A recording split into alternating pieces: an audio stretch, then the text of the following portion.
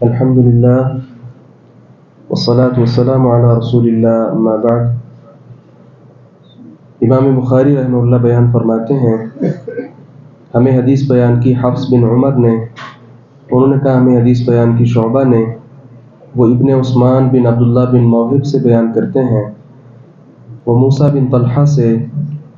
وہ ابو ایوب انصاری رضی اللہ عنہ سے، ان رجلا قال للنبی صلی اللہ علیہ وسلم،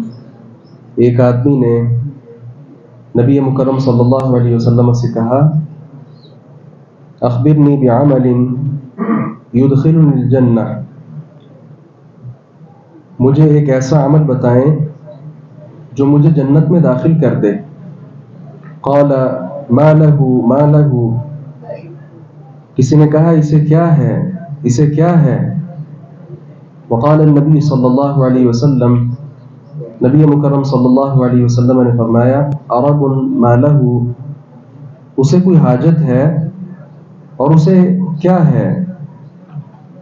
تعبد اللہ ولا تشرک بہ شیئا، وہ عمل یہ ہے کہ تو اللہ کی عبادت کرے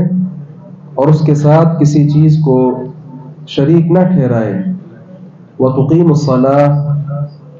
اور تو نماز قائم کرے، وتؤتی الزکاۃ، اور تو زکوٰۃ ادا کرے، وتصل الرحم، اور تو رشتے کو ملائے۔ ابو ایوب انصاری رضی اللہ عنہ والی جو ابھی ہم نے حدیث مبارکہ پڑھی ہے، اصل میں آپ صلی اللہ علیہ وسلم سواری پر تشریف فرما تھے، تو اس آدمی نے اس سواری کی مہار کو پکڑا ہوا تھا،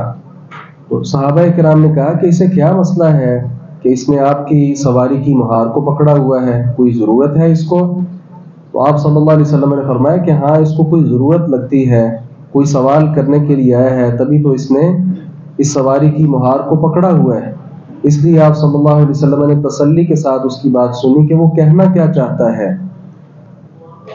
اس کا سوال یہ تھا، کوئی ایسا عمل بتائیے جو مجھے جنت میں داخل کر دے۔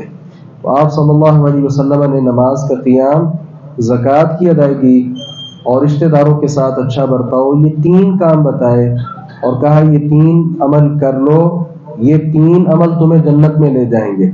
ابھی چونکہ ہم زکوٰۃ کا بیان پڑھ رہے ہیں، تو زکوٰۃ بھی جنت میں داخلے کا ایک بہت بڑا اور بنیادی سبب ہے، کیونکہ جو شخص زکوٰۃ ادا نہیں کرے گا، آئندہ احادیث میں یہ بات بھی ہم پڑھیں گے کہ یہی مال گنجے سانپ کی صورت میں اور پگھلے ہوئے تانبے وغیرہ کی صورت میں آ کر کس طرح انسان کی جلد پر داغا جائے گا اور وہ سانپ جو ہے اس کو ڈسے گا۔ تو معلوم ہوا زکوٰۃ کی ادائیگی ایک تو اجر کا باعث بھی ہے، فرض بھی ہے، اور دوسرا جنت میں داخلے کا باقاعدہ طور پر یہ بہت بڑا ایک سبب بھی ہے۔ اللہ تعالیٰ سے دعا ہے باری تعالیٰ حق بات کو سمجھنے اور اس پر عمل پیرا ہونے کی توفیق عطا فرمائے۔